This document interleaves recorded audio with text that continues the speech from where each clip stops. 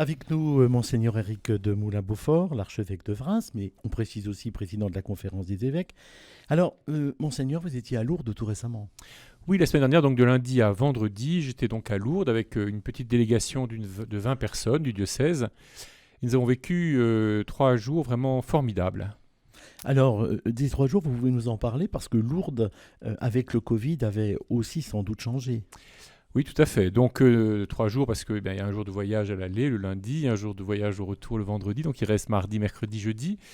Nous avons fait un peu les grands passages obligatoires en quelque sorte de Lourdes, le chemin de Bernadette, la messe à la grotte, la prière à la grotte, la procession au flambeau, l'adoration eucharistique qui remplace la procession. Voilà, à Lourdes, il y avait un petit peu de monde quand même, il y avait quand même un peu de vie. Pas mal de diocèses sont venus avec des délégations. Je dois dire que j'ai repéré quelques diocèses, y compris l'organisation italienne des voyages, Unitalsi, qui était venue avec une centaine de personnes. Nous, on s'est contenté de 20, on n'avait pas osé aller beaucoup au-delà. Sans malade, c'était assez différent. Donc la caractéristique de Lourdes, c'est qu'il y a quand même du monde qui circule, pas mal de familles qui viennent visiter, prier, mais pas de malades. Il n'y a pas toute l'animation des chariots qu'on voit d'habitude quand il y a des grands pèlerinages. Et ce qui manquait, évidemment, c'était les grands pèlerinages structurés avec toute leur cohorte d'hospitaliers. Alors, le premier jour, les hospitaliers de notre groupe ont dit, mais nous, on se demande ce qu'on fait là, parce que être à Lourdes sans s'occuper de personnes malades, ça nous fait bizarre, voilà. Et au bout du compte, ces personnes étaient contentes d'avoir vécu ces 3 jours, parce qu'elles ont découvert Lourdes autrement.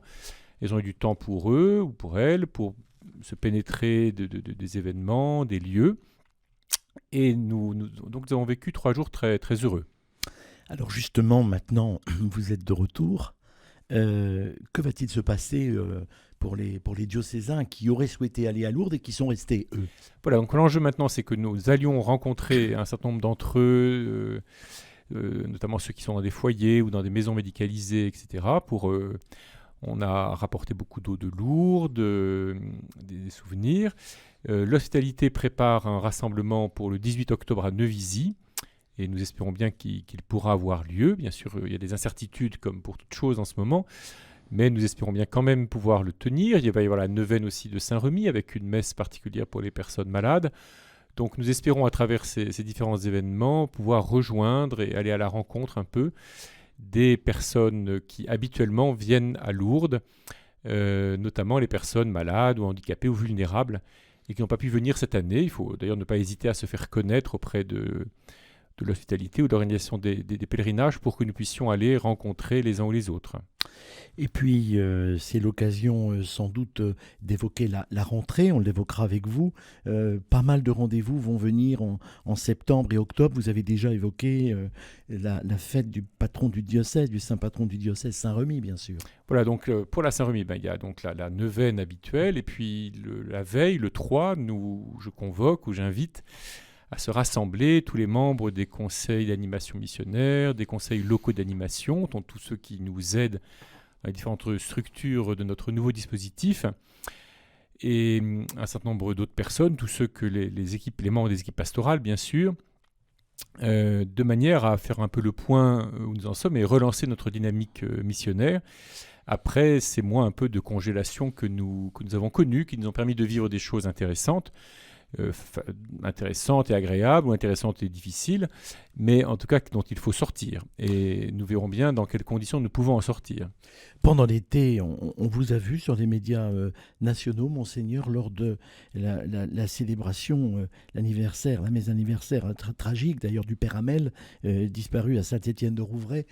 Pour vous, ça a été un moment important aussi C'était pour moi un moment émouvant d'abord parce que je confesse que c'est la première fois que j'allais à Saint-Étienne-de-Rouvray et j'étais heureux d'aller dans ce lieu, de rencontrer la sœur et la famille, les sœurs et la famille du Père Hamel, aussi le monsieur qui avec sa femme a participé à la messe ce matin-là et ont été les victimes des agresseurs, ainsi que les religieuses.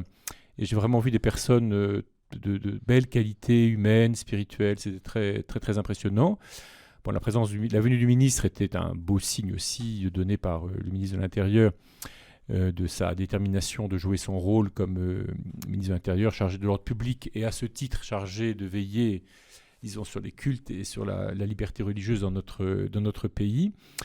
Voilà, ça a permis un premier contact et c'est une bonne chose. Mais moi, ce qui m'a le plus impressionné, c'est donc la rencontre avec la famille et ce ménage et puis les religieuses. Et puis la messe qui était remarquablement préparée par la communauté locale, très belle, très, très bien, très simple, mais vraiment très belle. C'était très, très émouvant. Et sentir aussi combien toute la population du village, ou de la commune, c'est un peu plus qu'un village, Saint-Étienne-du-Rouvray, porte la mémoire de cet homme de bien. Et le député, le maire ont pu exprimer vraiment ce que représentait la personnalité du père Hamel et puis ce drame atroce pour cette commune. Pour terminer, puisqu'on arrive presque au terme de notre émission, c'est la rentrée aussi pour l'église diocésaine, bien sûr, mais c'est aussi la rentrée sur RCF avec des nouvelles émissions. Et les méditations proposées l'année dernière pendant le confinement se prolongent, monseigneur.